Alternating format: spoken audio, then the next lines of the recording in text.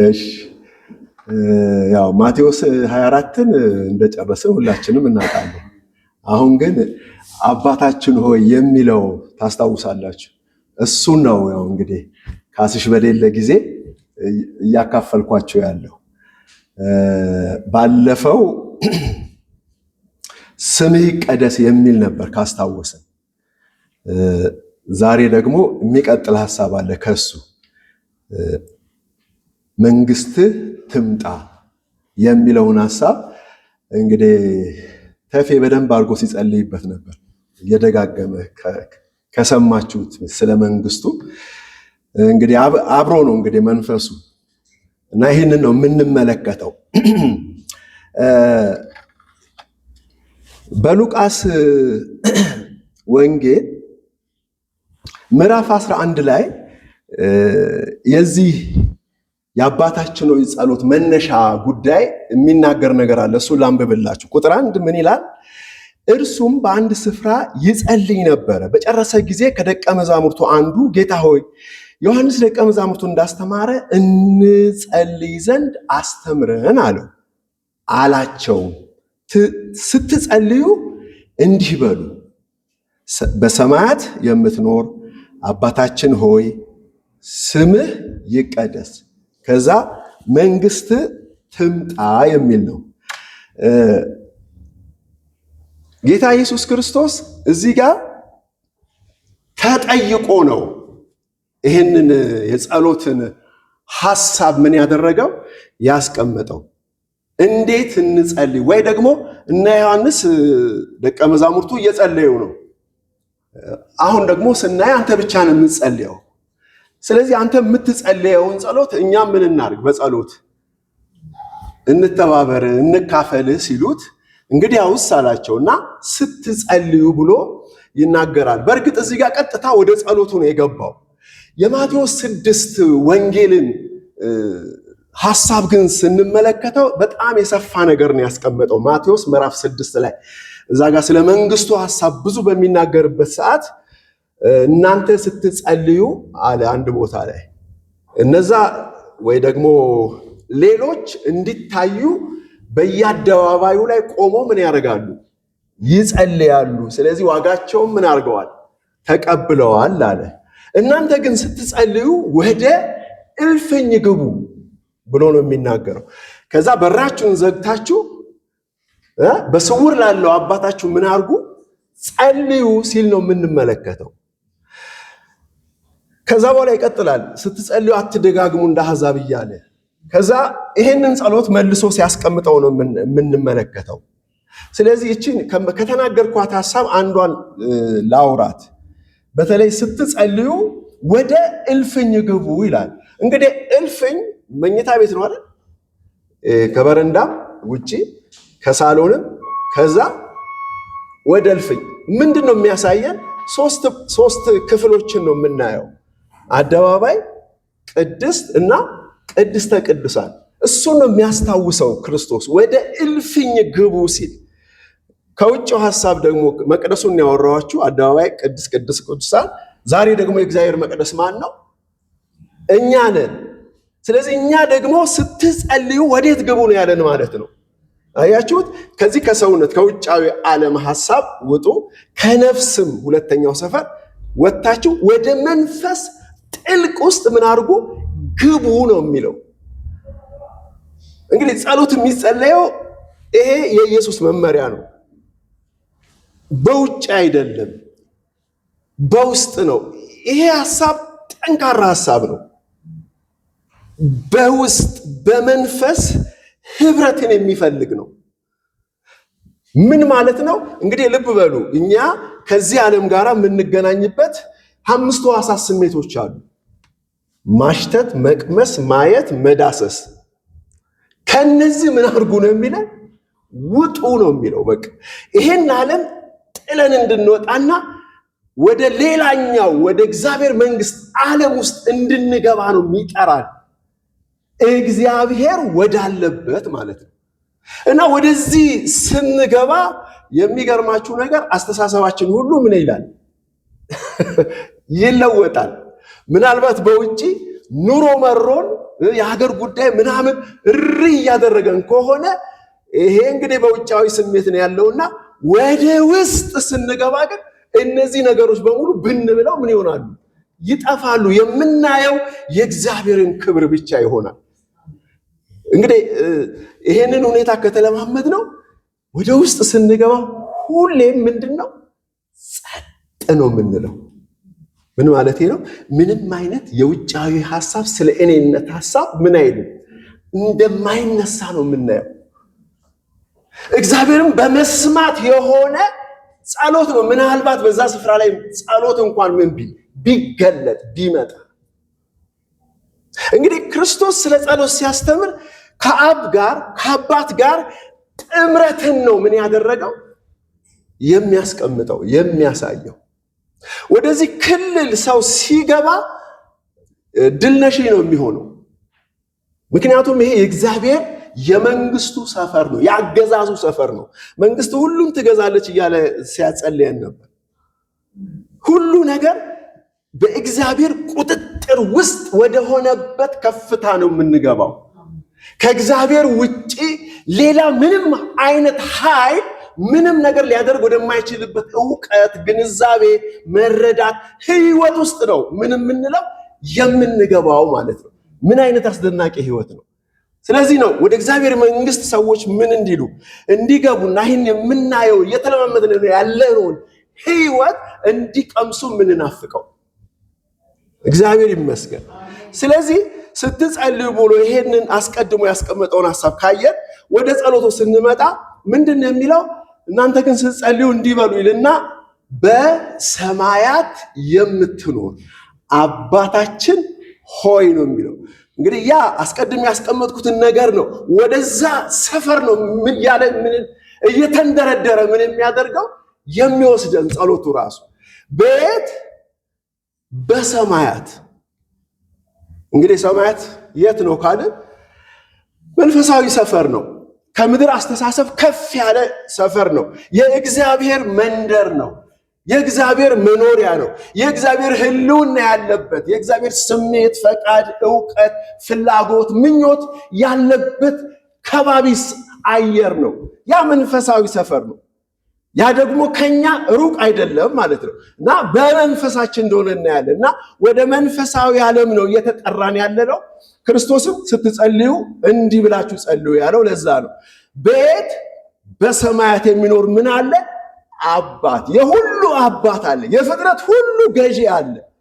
ወደ እርሱ ነው ምን የምታደርጉት ይለናል፣ የምትጸልዩታል። ከዛ ቀጥሎ ያለው ምንድነው? ስምህ ይቀደስ ነው። ስምህ ይቀደስን ባለፈው ጊዜ ጥቂት ማለት በብዙ ተነጋግረናል። አሁን ጥቂት ትንሽ አንዳንድ ነገሮች ላውራችሁ። ስምህ ይቀደስ ነው። ስም ማንነትና ባህሪ ነው። ይቀደስ ሲል ይሄ ማንነትና ባህሪ ምን ይሁን? መቀደስ መለየት ነው። መለየት ነው። ስለዚህ ጸሎቱ ምንድነው? ልመናው ብለን ስንሐስብ ጊዜ እንዳወራችሁ ወደ ሶስተኛው ሰፈር የገባ ሐሳብ ስለሆነ የህይወት ምን መሆን መለየትን ነው ምን የሚያደርገው የሚያጠነጥነው ሐሳቡ። ስምህ ምን ይሁን? የማስም በየት እሱ እንደሆነ ምንድነው ለዘላለም የተቀደሰ ነው። አሁን ነገሩ ማላይ ነው መሆን ያለበት በእኛ በህይወታችን ነው። ያንተ ስም የት ነው የሚገኘው? አሁን በእኔ ነው። ሁላችን በምኑ ነው የዳነው? በስሙ ነው። በሱ ማንነት ባህሪ ነው ድነን ልጆች የሆን ነው። እና ይህ ማንነት ምን ይሁን እያለን ነው እዛ ጋር ይቀደስ። ስለ መቀደስ ትንሽ ላውራ። እዚህ ሮሜ ምዕራፍ 6 ቁጥር 11 12 አካባቢ ምን ይላል?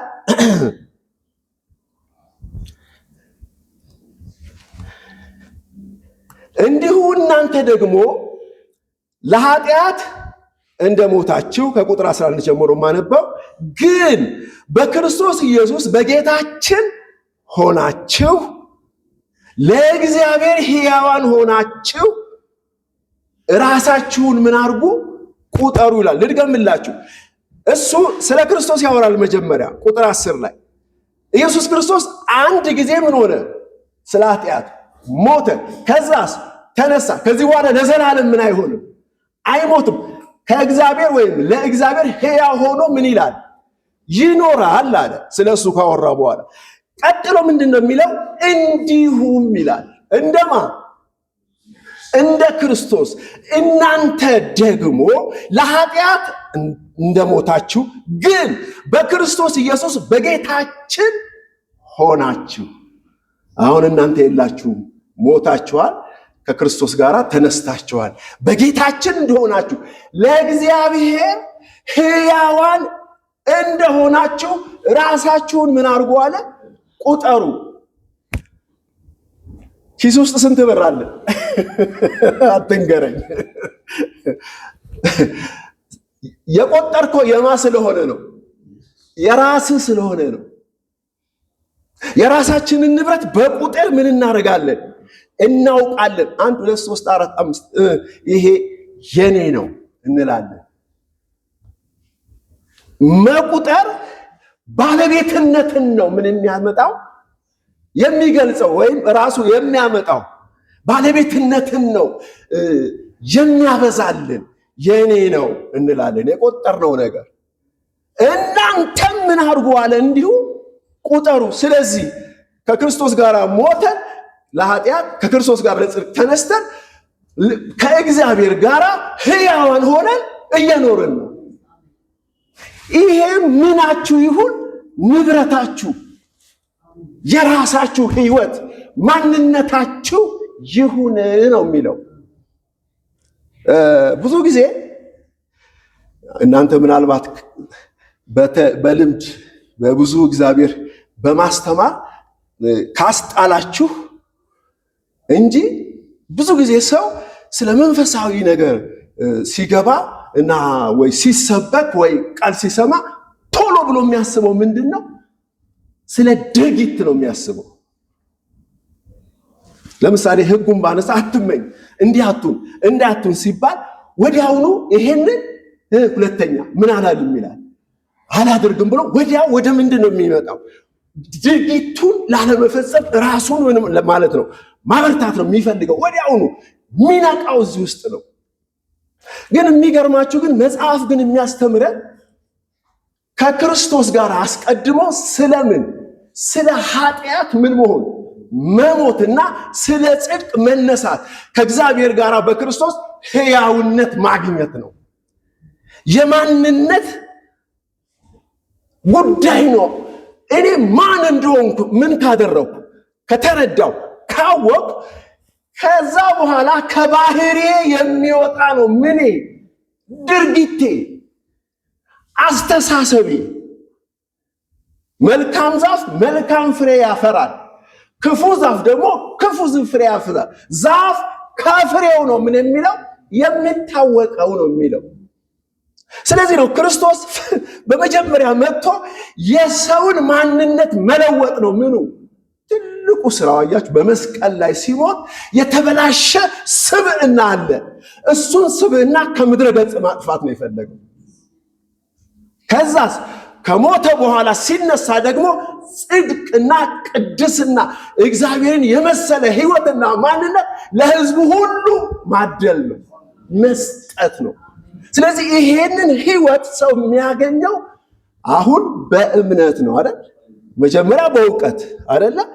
ጳውሎስ 6 ላይ ሄዳችሁ ከቁጥር 1 ጀምሮ ስታነቡ ስለ እውቀት ነው የሚናገረው። መጀመሪያ ከክርስቶስ ጋር ለኃጢአት እንደሞትን እንደተነሳ አታውቁምን ብሎ ይገስጻቸዋል። ሰዎቹ ለኃጢአት በቃ ጸጋ ከበዛ እንደፈለግን እንጨፍር አይነት ስሜት ውስጥ ሲገቡ ነው ይሄ እግዚአብሔር ሐሳቡን ከእናንተ ያውጣው ይከልክልልና አታውቁም ከክርስቶስ ጋር እንደሞታችሁ። ለምን?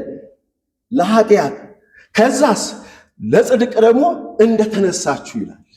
ይሄ እውቀት ከሰጠ በኋላ እንግዲህ የሞተስ ከኃጢአቱ ጸድቋል የሚል ሐሳብ ከሰጠ በኋላ ስለ እምነት ነው የሚያወራው። እናምናለን ይላል ከእሱ ጋር እንደሞተ እንደተነሳ። አሁን ሶስተኛው ሐሳብ ነው እያወራሁት። ምን? ቁጠሩ። ሶስተኛው ይቆጠራል ማለት ነው። አሁን ልብ በሉ፣ ይሄ ነገር በሰው ሕይወት ውስጥ ምን ካለ ከተቀናጀ በኋላ ነው ሰው ለመኖር ምን የሚነሳው ማለት እኔ በንግግር በሐሳብም እንዲህ ጊዜ የሚወስድ ይመስላል ለሐሳቡ ግን በአይምሮአችን በአስተሳሰባችን ግን ቅስፈታዊ ነገር ነው የሐሳብ ነገር ነው ማንነቴን አውቃለሁ እኔ በክርስቶስ አዲስ ፍጥረት ነኝ ይሄንን ሐሳብን ስል አይምሮዬ ምን ይላል ይታደሳል አይደለ የእግዚአብሔር ፈቃድ ምን እንደሆነ ታውቁ ዘንድ በአእምሮአችሁ መታደስ ተለወጡ እንጂ ይህን ዓለም ስለሚል እንታደሳለን ሐሳባችን ሲቀየር ድርጊታችንን ምን መሆን ይጀምራል መቀየር ይጀምራል ለዚህ ነው እኛ በፊደል ኑሮ አንኖርም የተባለው በመንፈስ ሕግ ከሆነ ከውስጥ ከሚወጣ ከባህሪ ከሚፈልቅ ህይወት ነው እየኖርን ያለነው ስለዚህ ሰውን በውጪ ምን አንልም አንመዝንም ደግሞ አንፈርድም እግዚአብሔር ይመስገን አሜን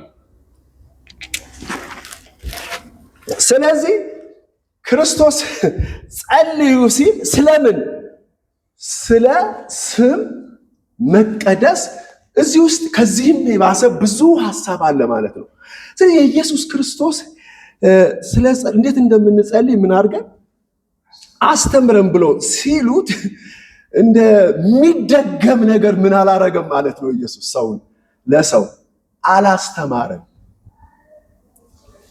ህይወትና ስርዓት ነው የለቀቀው ሰማያዊ ህይወት አባታዊ የሆነው ህይወት ሰው በምድር እግዚአብሔርን በመምሰል እንዴት እንደሚኖር የሚያሳይ ስርዓትና ፕሮግራም ነው ምን ያደረገ ያለው መመሪያ ነው የሰጠው ማለት ነው እንጂ ምናነበንበው ነገር አይደለም ማለት ነው እግዚአብሔር ይመስገን ስለዚህ ስምህ ምን ይበል ይቀደስ ስም ማንነትና ምንድነው ብለናል ባህሪ ነው ብለናል እዚህ ጋር አንድ ልጨምር በአንድ ስፍራ ኢየሱስ የኛ ባህሪ ነው የተሰጠን ምንድነው ባህሪ ነው ስለሱ ባህሪ ያሳው በጣም ረጅም ስለሆነ አሳጥሬ ላወራችሁ ነው ባለፈው ስለተማረው ለማስታወስ የሱ ማንነትና ባህሪ ግን በአንድ ቦታ የተጠራበት ስም አለ ስም አይደለ ስለ ስም አይደለ ያወራን ያለ ነው ምን ይላል መሰላችሁ ራእይ ላይ የተጻፈ ቃል ነው በራእይ ምዕራፍ 19 ቁጥር 13 ላይ በደምም የተረጨ ልብስ ተጎናጽፏል ስሙ የእግዚአብሔር ቃል ተብሏል ብሎ ይናገራል በደም የተረጨ ምን ልብስ ተጎናጽፏል ስሙም የእግዚአብሔር ቃል ተብሏል ይላል እንግዲህ ደም ህይወት እንደሆነ እናውቃለን ለሰው ሁሉ መስዋዕት የሆነ ማንነት ነው የያዘው ማለት ነው ክርስቶስ ቀጥሎ ግን የምፈልገው ቃል ምንድነው ስሙ ነው ስሙ የእግዚአብሔር ቃል ነው ይላል ይሄ ቃል በእኛ ውስጥ ምን እንዲል ነው እንግዲህ ጸሎቱ እንዲቀደስ ነው የተፈለገው ማለት የእግዚአብሔር ቃል በህይወታችን እንዲለይ ነው ስለዚህ እንዲለይ ማለት ምን ማለት ነው ካልን ማታቁት ሀገር ውስጥ የሆነ የጋበዛችሁ ሰው አለ ከተማ ውስጥ ነው የዛም ቤት የዛ የተጋበዛችሁበት ቤት ሰው ስምና አድራሻ ይሰጣቸዋል በዘመኑ በዚህ በምንድነው ምንድናት እቺ በማፕ ወይ ደግሞ ያቺኛው ስሟ እሺ ጎግል ማፕ በሱ ለይተን ቤቱን ምን ያደርግልናል ያሳየናል አንድ ጊዜ እንዲያውም አንዲት እንደመጠየቅ ወደ አንድ ቦታ ስንሄድ በሱ እየተመራን ሄድና ቤቱ ይሄ ነው ብሎ ከአካባቢው ካለው ምን አረገ ለይቶ ምን አረገን አሳየንና ቤቱን አገኘነው መቀደስ የሚለው ነገር ወደዚህ እንደዚህ አይነት ሐሳብ ውስጥ ያደላል ስሙ የተቀደሰ ነው ይላል መጽሐፍ ከምን ስም ካልከኝ ከብዙ አይነት ስም ብዙ የጣዖታት ስሞች አሉ፣ ብዙ የነገስታት ስሞች አሉ፣ ብዙ የኃይለኞች ስሞች አሉ። የሱ ስም የተለየ ነው። እሱ አይደለም አሁን እያወራ ያለው ቃሉ ሐሳቡ ደግሞ የዚህ የእግዚአብሔር ሐሳብ ቃል ክርስቶስ ተብሎ የተነገረው ሐሳብ ከሌላ ሐሳብ ምን የሆነ ነው? የተለየ ነው። እንዴት ካላችሁኝ ዕብራውያን ምዕራፍ 4 ቁጥር 12 የእግዚአብሔር ቃል ሕያው ነውና የሚሰራም ሁለትም አፍ ካለው ሰይፍ ሁሉ ይልቅ ምን የሆነ ነው? የተሳለ ነው። ነፍስንና መንፈስንም ጅማትንና ቅልጥምንም እስኪለይ ድረስ ይወጋል፣ የልብን ስሜትና ሐሳብን ይመረምራል ይላል። ለይተን ምን ስንለው ስናውቀው ከሌላ ከሰው ሁሉ ሐሳብ ከፍልስፍናም ከሃይማኖትም ከፊደልም ከምንም ይሄ ሕያው የሆነው የተቀደሰው መንፈስ የሆነው የእግዚአብሔር ቃል ባህሪው ይሄንን ይመስላል። ስለዚህ ይሄንን ምን ማድረግ ነው? እንድናውቅ ነው ጸሎቱ። ስታቀው፣ ስታምነው፣ ስትቆጥረው ተግባራዊ ህይወት ውስጥ እንገባለን ማለት ነው። ይሄ የእግዚአብሔር አሰራር ነው። የሰው ፕሪንሲፕል አይደለም። አሁን ስናገረው እንደ ስርዓት አወራዋለሁ። ይሄ እንደ ሰው እንዲህ እያልኩ አይደለም። የእግዚአብሔር መለኮታዊ አሰራር ነው። በህይወታችን የሚተገብረው ግብር ነው እያወራው ያለሁት። ስለዚህ ምንድነው ማወራው? እዚህ ጋር ወደ ቃሉ ስንመጣ የእግዚአብሔር ቃል ምንድነው አለ? የማይሞት ነው፣ ዘላለማዊ ነው፣ ራሱ እግዚአብሔር ነው፣ ሕያው ነው ሲል ኃይልን ከሌላ ተበድሮ ምን አይልም፣ አይገልጽም። ለምሳሌ ይሄ መብራት ወይ ቆቃ ነው ወይ ደግሞ የሆነ ቦታ ነው ምኑ ኃይሉ የሚያመነጨው። ያቺ ኃይል ምን ስትሆን ስትቆም መብራታችን ምን ይሆናል? ይጠፋል። ነው የቃሉ ጉልበት ግን በራሱ ኢነርጃይዝድ ነው። ኃይል ሙሉ ነው። ራሱ ኃይል አለው ቃሉ። አሁን የምናገረው ቃል ይሰራል። ሕያውነት አለው። ልብ በሉ። ሕያው ነውና የሚሰራ ነውና ከዛ ሰይፍ ነው ብሎ ያስቀምጥልናል። ሰይፍ የሚቆርጥ ነው። ምንድነው የሚቆርጠው?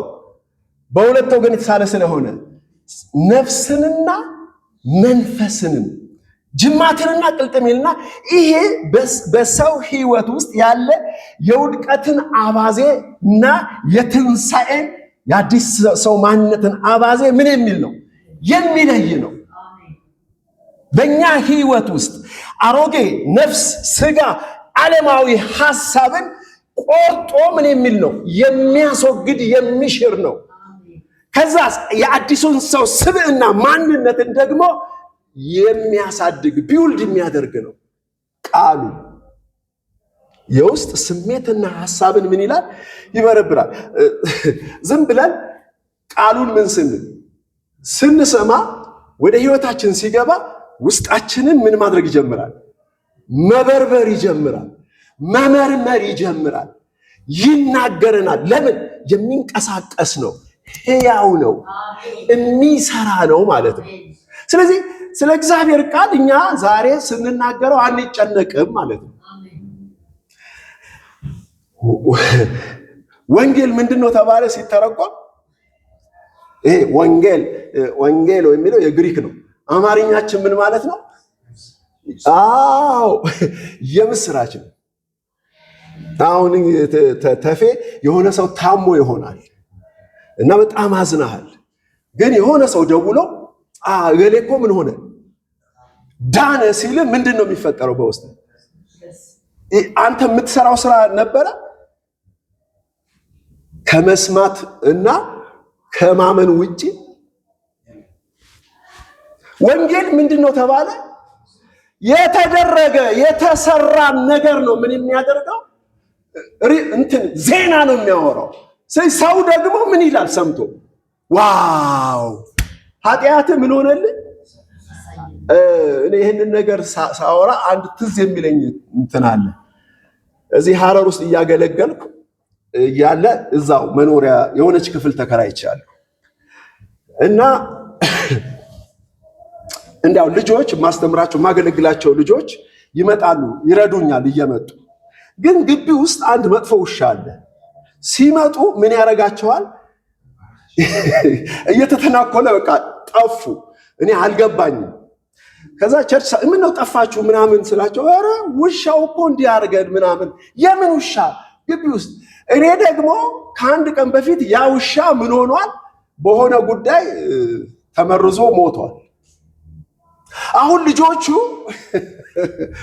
ምን አላሉ ውሻው መሞቱን አላወቁ እና ምን እያሉ ነው በቃ ከኔ ጋር ያላቸው ግንኙነት እየቀሩ ነው ለምን ቀራችሁ ስል ውሻው አሉ ውሻው እኮ ምን ሆኗል ስል ኧረ አሉ ከዚህ በኋላ ምን ማድረግ ይጀምራሉ ማለት ነው እኔ ወንጌልን እንደዚህ አየዋለሁ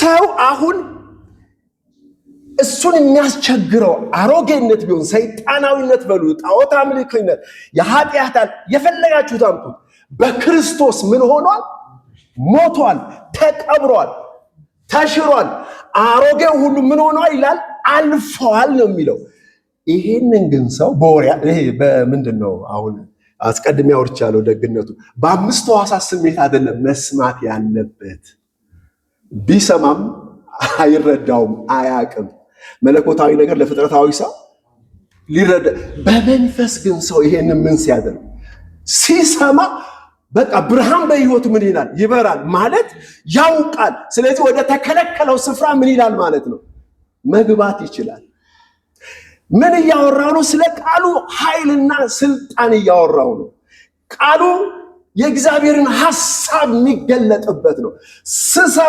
ስንሰብከው በእምነት ነው በእውቀት ነው በህይወት ስለሆነ ገብቶ የወደደውን እንደሚያደርግ ምን እንላለን እናውቃለን ከተናገርኩ በኋላ ያምናል አያምንም እንዴት ይሆናል ይሄ በእግዚአብሔር ሥራ ውስጥ ምን ማድረግ ነው ጣልቃ መግባት ነው ስለዚህ ቃሉን በእምነት ምን አድርገን የተባለው ጳውሎስ ለጢሞቴዎስ ስበክ በጊዜውም አለ ጊዜውም የሚል ሐሳብ እናስታውሳለን እንግዲህ የቃሉ ኃይል በህይወታችን ሲቀደስ ወደዚህ ህይወት እንገባለን ለማለት ነው ሌላው ቀጥለን የምናየው ስምህ ይቀደስ ላይ ነኝ እሱን ለማስታወስ ነው የገባው ወደ ዛሬው ሐሳብ ስንገባ ምንድነው ልክ እንትኑ ኢየሱስ የሚናገረው ዝም ብሎ መደዴ ሐሳብ አይደለም በስርዓት ነው የሚያወራው በቀጣይነት ያለው ነገር ነው የሚያወራው በህይወታችን ውስጥ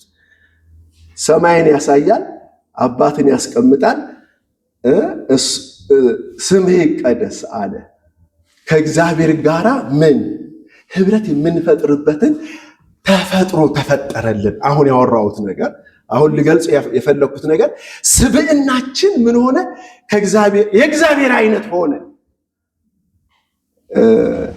በግን እናናግረዋለን ወደኛ ቢመጣ እሺ ምናምን ከማለት ሌላ ወሬ ላወራ አልችልም በግ ስለሆነ ተፈጥሮ ማለት ነው ሰው ግን ከሆነ በሰው ቋንቋ ምን አደርገዋለሁ ከእግዚአብሔር ጋር ሰው ሊገናኝ ሲል የባህሪ ለውጥ የሚያስፈልገው ለዚህ ነው የማንነት ለውጥ የሚያስፈልገው ከዚህ የተነሳ ነው እግዚአብሔርን የሚመስል መልክ ካላገኘ ሰው እግዚአብሔርን ማግኘት አይችልም 4 ነጥብ ሃይማኖት ብዙ ነገር ይዘባርቃል ሰዎች ብዙ ነገር ሊያወሩ ይችላሉ ብዙ ትንታኔ በዚህ ጉዳይ ላይ ክርክር ሊያነሱ ይችላሉ የእግዚአብሔር አስቀድሞ ሰውንም ሲፈጥር በመልኩ መፍጠሩ ሰው ከእግዚአብሔር ጋር ህብረት ምን እንዲለው ነው የእግዚአብሔርን ባህሪ ይዞ በእግዚአብሔር ህይወት ማንነት እንዲመላለስ ነው ስለዚህ የባህሪ ለውጥ የማያከራክር ሐሳብ እንደሆነ እናሰምርበታለን ስለዚህ አሁን ልብ በሉ ምን ሊጠየቅ ነው መንግስት የሚባል ነገር ተራ ነገር ነው ያው ስንት ጦርነት እየተካሄደ ነው ስንት ደም መፍሰስ በውጫዊ እንኳን እስቲ በመንፈሳዊ ዓለምስ መንግስትን ምን ማድረግ ማግኘት ነው አሁን የምናወራው አያችሁ መንግስት ብዙ ነገር ነው። ከጥቂት ጊዜ በኋላ ልናወራው እንችላለን። በትንሹ አገዛዝ ነው፣ ስልጣን ነው፣ ኃይል ነው፣ የማድረግ ስልጣን ነው፣ የመግደልም የማዳንም ስልጣን ነው መንግስት። አሁን ከዚህ በኋላ የሚቀጥለው ሐሳብ ምንድነው? መንግስት ትምጣ። ማን ነው ይሄንን የሚጸልይ ነው?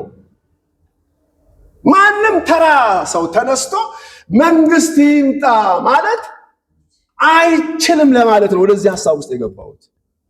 ስለ ማንነት አስቀድሞ ስም ይቀደስ የሚለው ነገር ስብዕና ተደራጀ። አንድ የተቀደሰ ስብዕና ተገኘ። ለዚህ ለተቀደሰ ስብዕና ነው እግዚአብሔር መንግስቱን ምን ያደረገው? ያዘጋጀው። ለዚህ አሁን ለምናገረው ነገር አንድ ከዳንኤል መጽሐፍ ላይ አንድ ሐሳብ ላንብብላችሁ። ምዕራፍ 7 ቁጥር 27 ነው። መንግስትም ግዛትም ከሰማይ ሁሉ በታች ያሉ የመንግስታት ታላቅነት ለልዑል ቅዱሳን ሕዝብ ይሰጣል ይላል።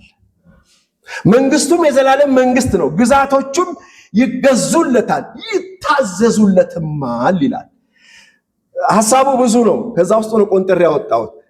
የፈለኩበት ጉዳይ ምንድነው? ያ የውጭው ዓለም መንግስት የነገስታትን ኃይል ካሸነፈ ድል ከነሳ በኋላ ከሰማይ ምን ይወርዳል ይላል? የእግዚአብሔር መንግስት እንደሚወርድ ነው የሚናገረው።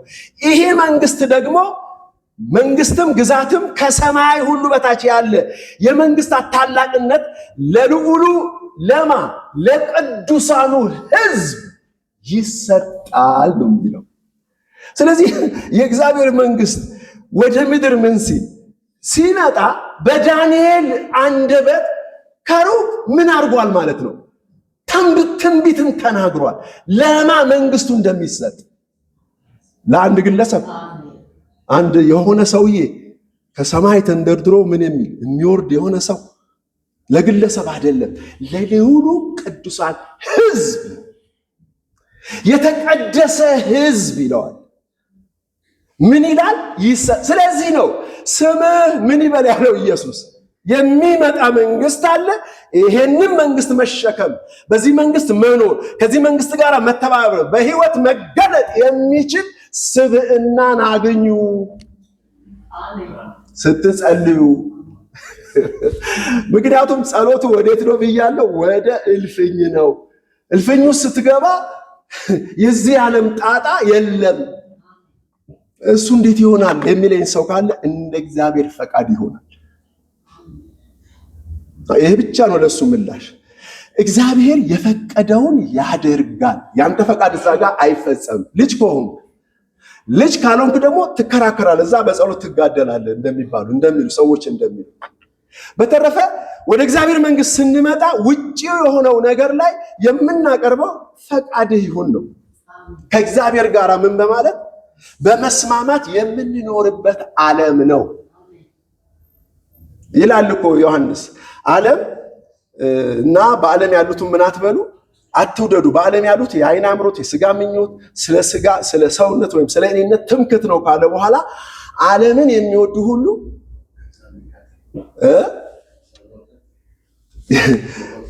የዘላለም ሕይወት የላቸውም ይላል።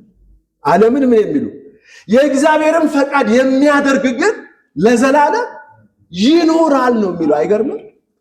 በቃ ከእግዚአብሔር ጋር አብሮነት ለዘላለም የሚኖር ፈቃዱን የሚያደርግ ነው። ስለዚህ ፈቃዱን የሚያደርግ ስብዕናን ካገኘን በኋላ ከዚህ በኋላ መንግስትህ ምን ትበል ትምጣ የሚለውን መጸለይ ብቃት አለው ማለት ነው። እግዚአብሔር ይመስገን። እንግዲህ የእግዚአብሔር መንግስት ነው እያወራን ያለ ነው። ይሄ መንግስት ወይም የእግዚአብሔር መንግስት ምን ማለት ነው? ትምጣስ ሲል ከየት ነው የምትመጣው የሚለውን ጥያቄ ደግሞ ከዚህ በኋላ እንመልሳለን። የእግዚአብሔር መንግስት የሚለው ቃል በግሪኩ የተጻፈበት የመጀመሪያው መጽሐፍ ምንድን ነው የሚለው መሰላችሁ? ባዚሊያ ነው የሚለው። ወደ አማርኛችን ሲተረጎም ንጉሳዊ አገዛዝ፣ ግዛት ይለዋል። ከዛ መንግስት ነው። ስለዚህ ስለ ንግስና ስናስብ ስለ ስብዕና ነው ምን የሚለን የሚያመጣብን። የእግዚአብሔር መንግስት ስንል ከስብዕና ጋራ የተገናኘ እንጂ ከቁስ ጋራ የተገናኘ ጉዳይ አለመሆኑን እንድንረዳ ነው የሚያሳውቀን ይሄ ሐሳብ። ስለዚህ የእግዚአብሔር መንግስት ስንል በመንግስት ውስጥ ገዢ ያለ ማለት ነው። ሰው የሆነ ገዢ፣ ማንነት ያለው፣ ባህሪ ያለው የሚገዛ ማለት ነው። አሁን የሀገራችን ጠቅላይ ሚኒስትር አይደል ዶክተር አብይ አሉ። መኖሪያቸው የት ነው? 4 ኪሎ ነው። ኦኬ፣ ከ4 ኪሎ ወጡና ወደ የሆነ ቦታ ሄዱ ለጉብኝት። መንግስቱ የት ነው ያለው? ትተውት ነው የሄዱት? እናንተ መልሱት። አያችሁት? መንግስቱ እዚህ ውስጥ ነው ያለው፣ በእርሱ ባህሪ ውስጥ ነው ያለው። የትኛውም ስልጣን የትኛውም ፈቃድ የሚጠየቀው በአካል እሱ ፊት ምን ተብሎ ነው? ቀርቦ ነው፣ ወይ ደግሞ በስልክ ነው፣ ወይ ደግሞ እንዲያርጉ ይላል። ከሱ ነው የሚፈልቀው፣ ከሱ ነው። ስብዕና ላይ ነው የሚያተኩረው ልላችሁ ፈልጌ ነው። አዎ በምድር ላይ ምን አለ? ወታደር አለ፣ ግዛት አለ፣ ድንበር አለ፣ ህዝብ አለ። ልክ ነው። ይሄንን ህዝብና ግዛት ማስተዳደር ግን የሚቻለው በአንድ ሰው አስተሳሰብ ነው ማለት ነው። መንግስቱ፣ ግዛቱ ያለው፣ አገዛዙ ያለው፣ ንግስና ያለው በዛ ውስጥ ነው። ስለዚህ ነው እግዚአብሔር እኛን እንዴት አይነት ሰዎች እያደረገን እንድናስተውል ነው በዛው። አሜን። መንግስት ሲል ከስብዕና ጋር የተገናኘ ነው ለማለት ነው። ስለ መንግስት ስናስብ የሆነ አሁን ለምሳሌ እግዚአብሔር መንግስት ከሰማይ ትመጣለች ሲባል የሆነ ከተማ፣ ያሸበረቀ ከተማ ከሰማይ ተንደርድሮ እንደሚወርድ ነው ሰው ምን እያለ ያለው እያሰበ ያለው፣ ይህንን እየጠበቀ ነው ያለው። የት ይኖራል ሲባል ኢየሩሳሌም፣ እዚህ ከምድር በስተ ምስራቅ ፓለስታይን የለም ብቻ አሁን ያለችው እዛ ከተማ ላይ የሆነ እሱ የምድር ነው፣ እሱ የዚህ ዓለም ነው፣ እሱ በዚህ ዓለም ያለ አስተሳሰብ ነው። የእግዚአብሔር መንግስት ግን አሁን እንዳለው መንፈሳዊ ነው። እግዚአብሔር ይመስገን። ይሄ መንፈሳዊ የሆነው ደግሞ የእግዚአብሔርን ባህሪ ምን ያደርጉ የተቀበሉ የተቀደሱ ደግሞ ቅዱሳኖች ላይ አለ። እግዚአብሔር ይመስገን። አሁን ምን ሆኗል? እንደምናውቀው ተመስርቷል። ስለተመሰረተ መንግስት ነው የምናወራው። በእርግጥ እዚህ ጋር ስንል ትምጣ ብላችሁ ምን አድርጉ አለ? ጸልዩ የሚለውን ነገር ብንልም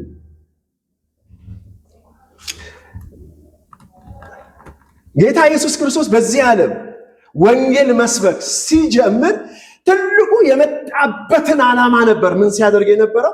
ሲያወራ የነበረው የመጣበት ትልቅ እንኳን አንኳር ዓላማ ምንድነው? መንግስት ነው። ስለ መንግስት ነው።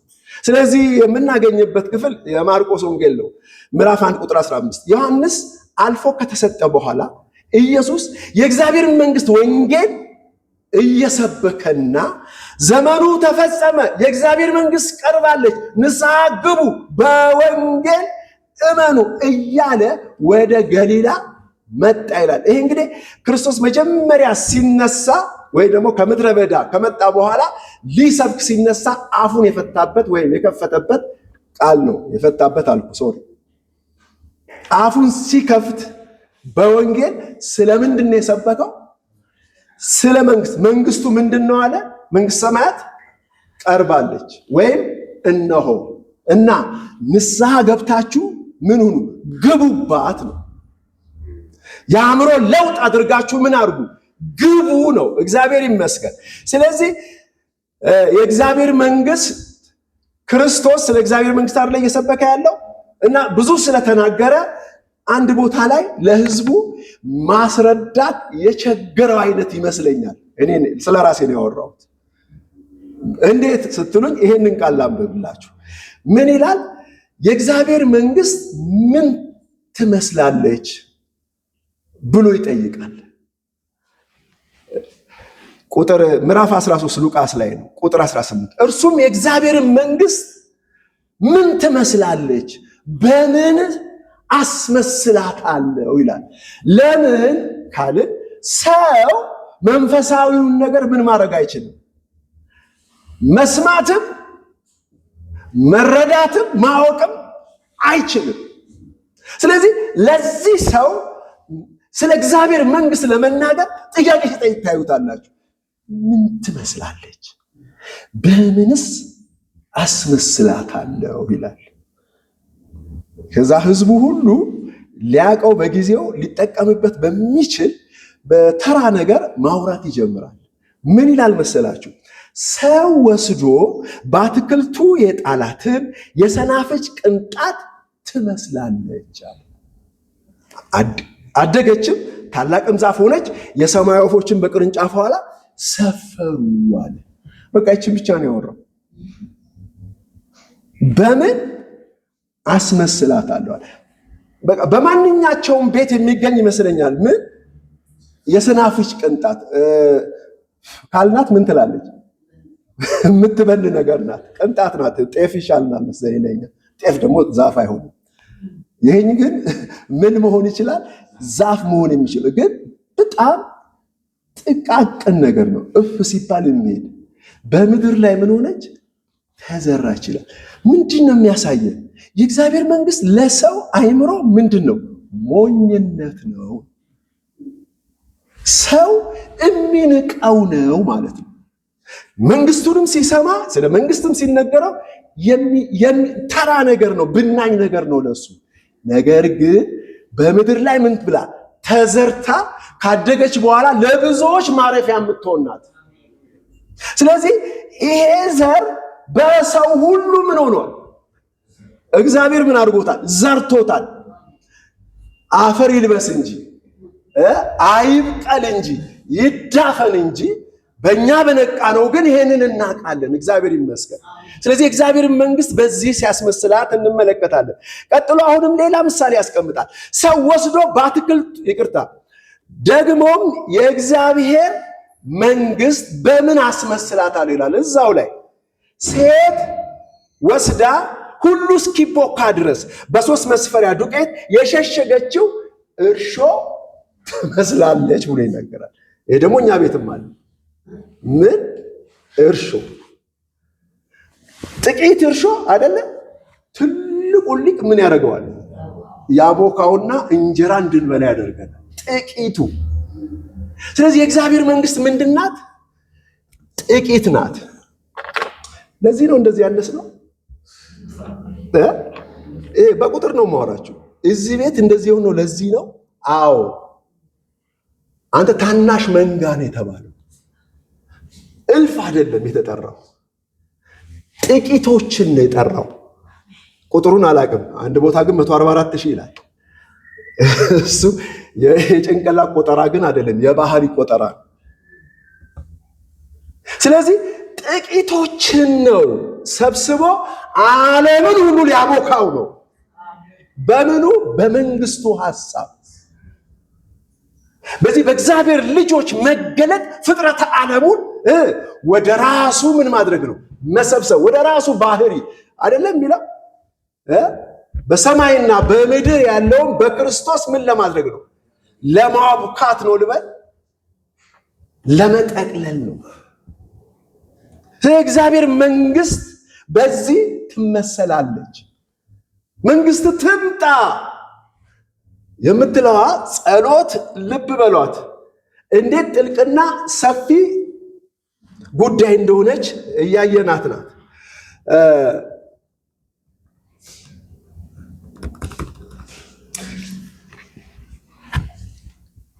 ከዛ አሁን ምንትኗን ነው እያወራው ያለሁት። ምን ትመስላለች አለ አይደለ?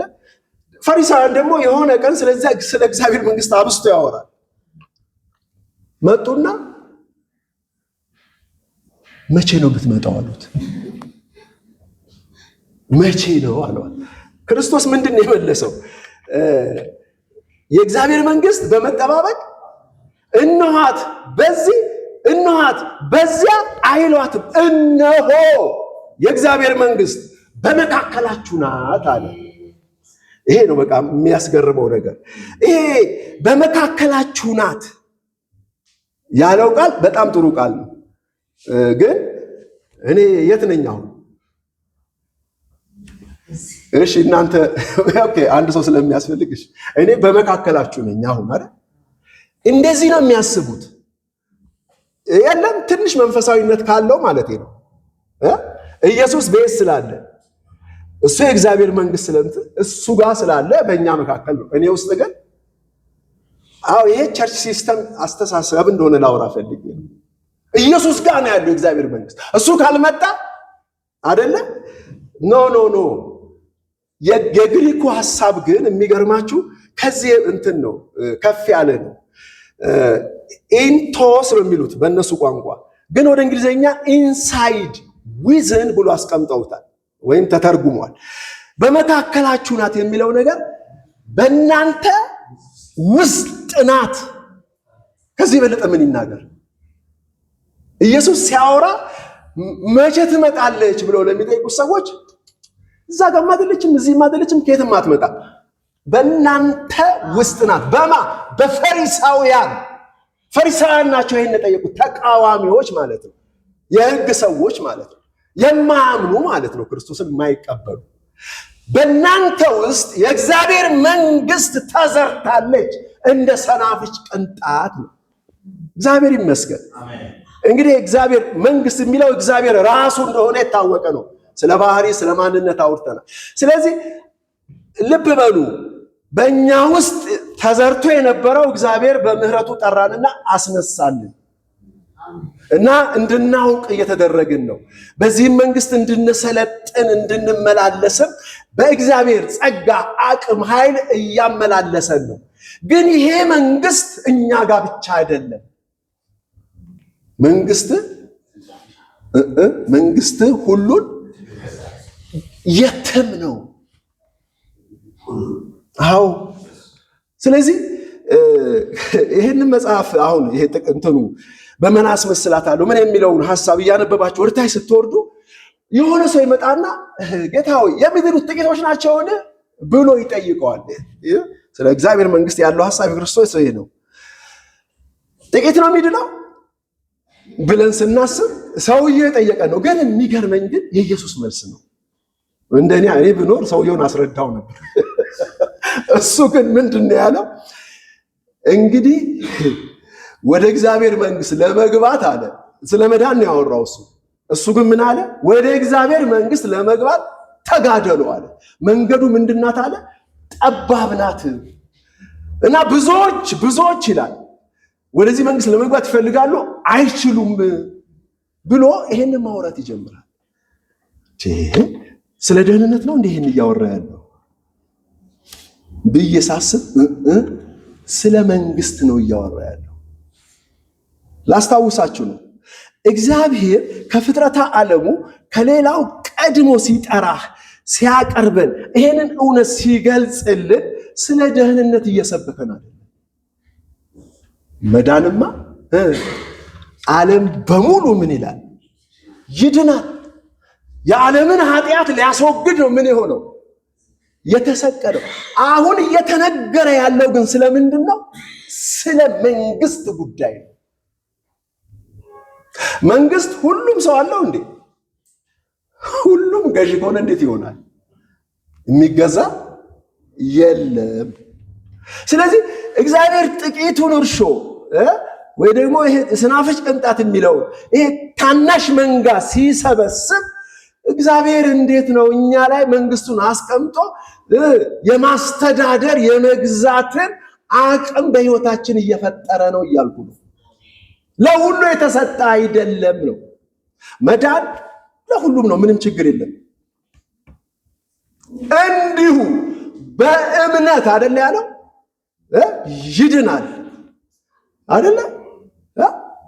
እንዲሁ ነው ምን የሚለው ሰው ምን እምነት ተፈልጎበታል እንዴ? ይፈለግበታል ይላሉ ሰዎቹ።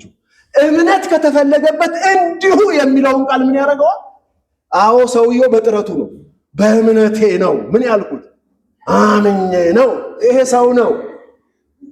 መጽሐፉ የእግዚአብሔርን ሐሳብ ግን እንዲሁ ነው። እንዲሁ ማለት በነፃ ሲወድቅ በዋጋ ነው። ሲወድቅ እንዲሁ ነው አይደል? ተስቶ የወደቀው እንዲሁ እኮ ነው የሄደው። ሲመለስም ሲዋጅም እንዲሁ ነው የሚመጣው። ስለዚህ ስለ መዳን ጉዳይ የሰውን ችሎታ የሰውን አቅም መጠየቅ ማለት ከእግዚአብሔር ሐሳብ ጋር መጋጨት ማለት ነው። ስለ መንግስት ስናወራ ግን ከድርጊት ጋር የተያያዘ ነው።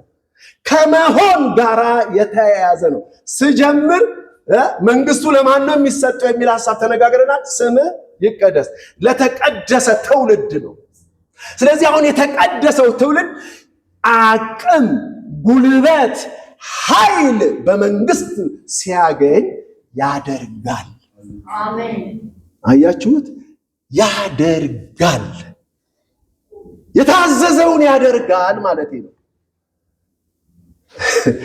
ብዙ የሚነሳ ጥያቄ ቢኖርም እግዚአብሔር ይመልስላችሁ። ያደርጋል ማድረግ ነው። መንግስት ስታስብ ማወቅ ብቻ አይደለም፣ የሆነ ወንጌል መስማት አይደለም፣ ስለ መሆን ነው፣ ስለ መደረግ ነው። ተደርጋቸዋል አይደለ? የንጉሥ ካህናት አደረገን ነው። ነህ ከሆንክ ደግሞ የክህነትን ስራ ትሰራለህ። የመንግስትን አገዛዝ ትገዛለህ፣ በብረት በትር ትገዛቸዋለህ የሚለው ቃል ይከተላል። መንፈሳዊነቱ የተጠበቀ ሆኖ ስለዚህ ስለ መንግስት ስናስብ ማድረግ ላይ ነው ምን የሚያደርገው ትኩረት የሚያደርገው የሚለውን ሐሳብ ለማስታወስ ነው። የእግዚአብሔር ስም ብሩክ ይሁን። እናደርጋለን። እዛ ጋር ፊት ጊዜ የጠቀስኩት ጥቅስ አለ፣ ታስታውሳላችሁ። ምንድነው? ቁጠሩ አይደል ያለው? ቀጥሎ ምንድነው? ለምኞቱ እንድትታዘዙ በሚሞት ስጋችሁ ኃጢአት አይንገስ ይላል።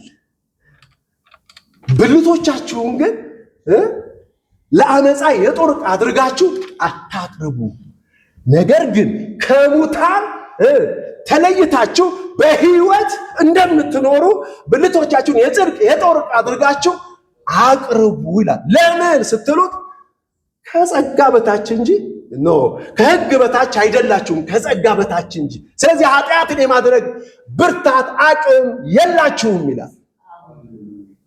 ክብር ለእግዚአብሔር ይሁን። ይሄ የሮሜ ምዕራፍ 6 ቁጥር 11 እስከ 14 ሐሳብ። አሁን ያነሳሁት ምንድነው? ብልቶቻችሁን ምን አድርጉት ነው የሚለው? አቅርቡ ነው የሚለው። ለምኞቱ ምን እንዳትሉ። አይገርምም? ግን አይጋጭም? ፊት ጊዜ ምንድን ያልኩት? ከክርስቶስ ጋር ሞተን ለኃጢአት ከክርስቶስ ጋር ተነስተን አሁን በክርስቶስ ከእግዚአብሔር ጋር ሕያው ሆነን እየኖርን ነው አልኩ አይደል? ደግሞ ለኃጢአትም ስለ ኃጢአት ደግሞ ምን ያናግርሃል የሚለኝ ሰው ሊነሳ ይችላል። ግን መጽሐፍ ምንድን ነው የሚለው? የሚቀጥለው ሐሳብ አሁን እናንተ በዚህ ከፍታና ደረጃ ናችሁ አለ። ማንነታችሁ ይሄ ነው አለ። ግን ምን አለ? በዚህ በሰውነታችሁ የሚፈጠር ምን አለ አለ? ለምኞቱ እንዳትታዘዙ በሚሞት ሰውነታችሁ ኃጢአት ብሎ ሲያስቀምጥ ታዩታላችሁ። ምን ማለቱ ነው? አሁን ስለ ደህንነት ምን ውስጥ ልንገባ ነው። ምንድነው አሁን የተካሄደው በህይወታችን? ሙሉ የሆነ ምን አልመጣም፣ ፐርፌክሽን ውስጥ ምን አላልንም ማለት ነው፣ አልገባንም ማለት ነው። የመንፈስ ትንሣኤ በውስጣችን ምን ሆኗል? ተነስቷል። እግዚአብሔር ይመስገን። አሁን መንፈሳዊ ልጆች ነን። ዕውቀቱ ምኑ እየተነገረ ያለው ስለ መንፈስ ነው፣ ስለዚህ ሰው ነው። በዚህ ዕውቀት ግን ነፍስና ስጋ ምን ማድረግ አለበት? መዳን አለበት። አሁን ነፍሳችሁን ማዳን የሚችለውን በውስጣችሁ የተተከለውን ቃል በየዋህነት ምን አድርጉት አለ? ተቀበሉ። በመንፈስ የተተከለ የክርስቶስ ባህሪና ማንነት አለ። የእሱን ሐሳብ ተቀበሉት። ለምን? የምትኖረው በዚህ ዓለም ነው። አካል አለ፣ ሰውነት አለ፣ ከምድር አፈር የተበጀ እሱ ምን አላለም? አልተዋጀም። ስለዚህ ምኞት አለ፣ ፍላጎት አለ፣ እምትነካው ነገር አለ። እነዚህ ነገሮች ወደ መንፈሳዊ ዓለምህ ላይ ምን ያመጣሉ? ተጽዕኖ ይፈጥራሉ። መመሪያ ተቀምጧል። ለቃየል የተባለው ታስታውሳላችሁ አይደል? ኃጢአት በደጅ ምን እያደረገች ነው? ስለዚህ አንተ ምን በልባት ማለት ንገስባት። አቅም ስላልነበረው ኃጢአት በላዩ ላይ ምን ሆነ? እኛስ ከታች የተጻፈውን 14 ቁጥር ላይ ያለው በቃሌ ብየዋለሁ። ኃጢአት አይገዛችሁም፣ ከጸጋ በታች እንጂ ከሕግ በታች አይደላችሁም ተደርጋቸዋል። አያችሁት? ወደ መንግስቱ ስንገባ መንፈሳዊ በሆነ ሕግና አመራር ውስጥ ነው የገባ ነው። ከውስጥ በሚፈልቅ የህይወት መመሪያ ውስጥ ነው የገባ ነው እንጂ ከውጭ የሆነ ፊደል ሕግ አይገዛችሁም ነው። እዚህ ውስጥ ከገባችሁ ግን አትችሉትም። በፊትም ትወድቁ እንደነበረ አሁንም ትወድቃላችሁ ነው። አሁን ግን በዚህ ጉዳይ ላይ አይንገስ ነው የሚለው። እግዚአብሔር ይመስገን። ነገር ግን ብልቶች አስተሳሰብ ማለት ነው። አስተሳሰብ ነው ብልት፣ የሆነ ጣት እጅ አይደለም፣ ሐሳብ ነው። ብልት ሲል መጽሐፍ ሐሳብን ነው። ሐሳባችሁን ለእግዚአብሔር ምን አድርጉት? አቅርቡት ነው የሚለው። በእግዚአብሔር ክንድ በታች ራሳችሁን ምን አድርጉት? ለእግዚአብሔር አቅርቡት። እንዴት ነው የምታቀርበው? ቆሻሻ ነገር አይደለም የምትሰጠው። ኃጢአታዊ የሆነ አስተሳሰብ አይደለም ለሱ የምታቀርበው። ምን እንደሚል ከስር ምንድን ነው ያለው? ለኃጢአት ሞታችሁ አይደለ በጽድቅ እንደምትኖሩ ነው ያለው። ከሙታን ዓለም ተለይታችሁ በህይወት እንደምትኖሩ። ይሄ የተቀደሰውን የእግዚአብሔርን አስተሳሰብ ነው ምን የምታደርገው? በእግዚአብሔር ፊት ታቀርባለህ። ምን ማለት ነው በእግዚአብሔር ፊት ማቅረብ? እንግዲህ ተንበርክከን ምን ብለን የምናቀርበው አይደለም። ራስህን ትቆጥራለህ፣ መልሰህ ማንነትህን ታስባለህ፣ የተደረከውን ታስበዋለህ ማለት ነው። ክፉ ነገር ወደ ህይወታችን ሲመጣ የኔ ማንነቴን ምን ስል ሳውቅ ስነቃ ያ ክፉ ነገር ምን አይልም በህይወታችን ላይ ምን አይልም አይሰለጥንም ነው። እንግዲህ መለኮታዊ ህግ ነው፣ መለኮታዊም አስተሳሰብ ነው። የእግዚአብሔር ስም ብሩክ ይሁን። ጥቂት ነገር ላውራና ልጨርስ።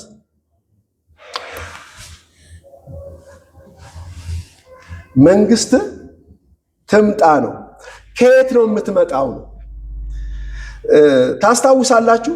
አዳምና ሔዋን በእግዚአብሔር መንግስት ነበሩ። መጀመሪያ በገነት አኖራቸው ነው። ይሄ የእግዚአብሔር መንግስት ነው። ከፍ ያለ የልዕልና አስተሳሰብና ባህሪ የነበረበት ቦታ ነው። የእግዚአብሔር አገዛዝ ነው። ከዚህ አገዛዝ ነው አትብሉ የተባለውን በልተው ምን የሆኑት የወደቁት። ሰው ከወደቀበት ጀምሮ የራሱ ፍልስፍና የሆነ ብዙ የአገዛዝ አይነት መንግስት አይነት በምድር ላይ ፈልስፏል። የባርነት፣ የፊውዳሊዝም፣ ካፒታሊዝም፣ ኢምፔሪያሊዝም፣ ሶሻሊዝም እና ዲሞክራሲ የሚባል ጋር ደርሷል ዓለም። ከዚህ ያለፈ ሌላ መንግስት የለም። ዲሞክራሲ የሚለው የህዝብ አገዛዝ ማለት ነው። የግሪክ ቋንቋ ነው። ስለዚህ በዚህ አሁን በጠራዋቸው ሰው ባነሳው የመንግስት ህይወት ውስጥ ማንም አላረፈም።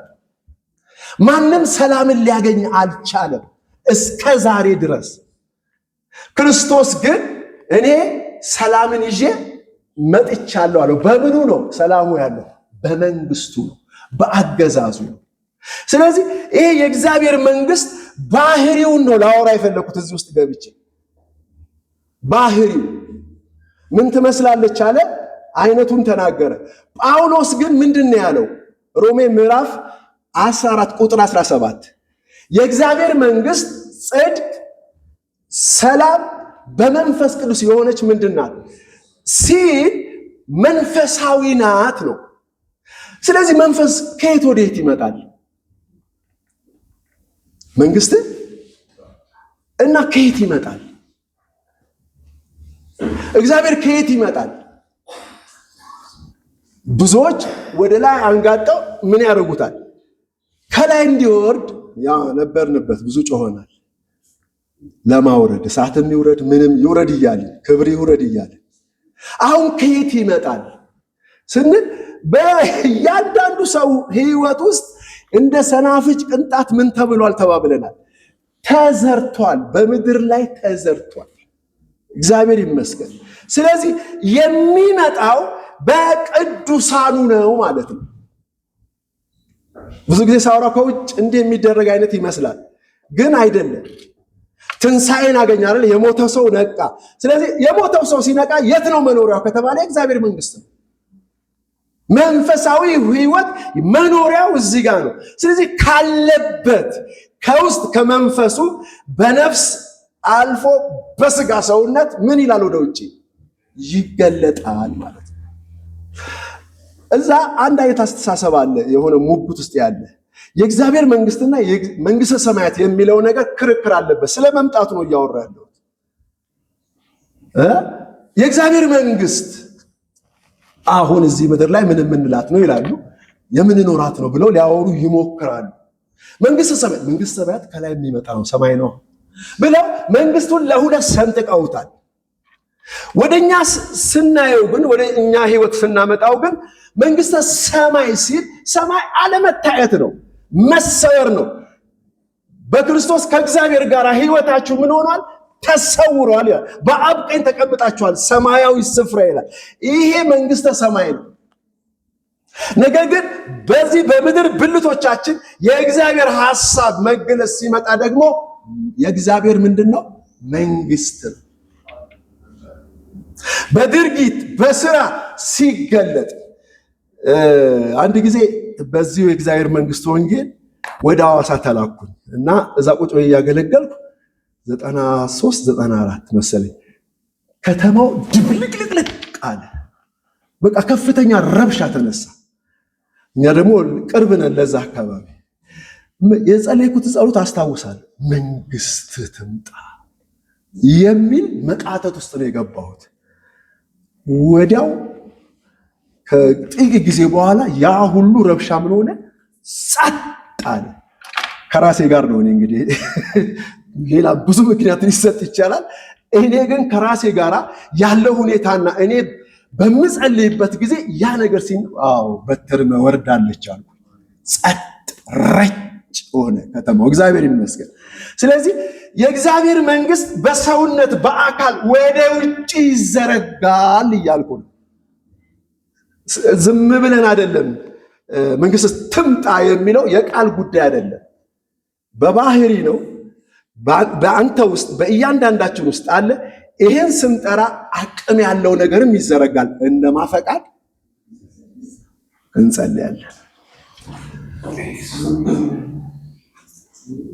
አባት ሆይ ክብርና ሞገስ ምስጋና ይገባሃል። መንግስት በታናናሾች ህይወት ላይ እንዲፈነጥቅ እንዲወርድ እንዲገለጥ ወደሃልና እግዚአብሔር ሆይ ይህ መንግስት በህይወታችን ተመስርቷል። የዚህ መንግስት ሙላት ነው በህይወታችን የምንናፍቀው። በብዙ ኃይል፣ በብዙ ስልጣን፣ በብዙ ክብር በህይወታችን እንደ ፈቃድህ እንድትወርድ እንጸልያለን። እንድትገለጥም እንጸልያለን። እንድትታይ እንጸልያለን። እግዚአብሔር ሆይ ኃይልህ ይገለጥ። በምድራችን ላይ ባለው ነገር ሁሉ ላይ የመንግስት በትር ይዘርጋ። መንግስት ትምጣ በምድራችን ላይ፣ በምድሪቱ በሚገዙት ሁሉ ላይ ያንተ መንግስት በብርታት በኃይልህ ይለቀቅ። ጭንቅና መከራ፣ ለቅሶና ሐዘን፣ ሞትና ዋይታ በበዛበት ሁሉ ላይ መንግስትህን እናውጃለን። መንግስት ትምጣ፣ መንግስት ትምጣ። እግዚአብሔር ሆይ ክብር ላንተ ይሁን በኢየሱስ ስም።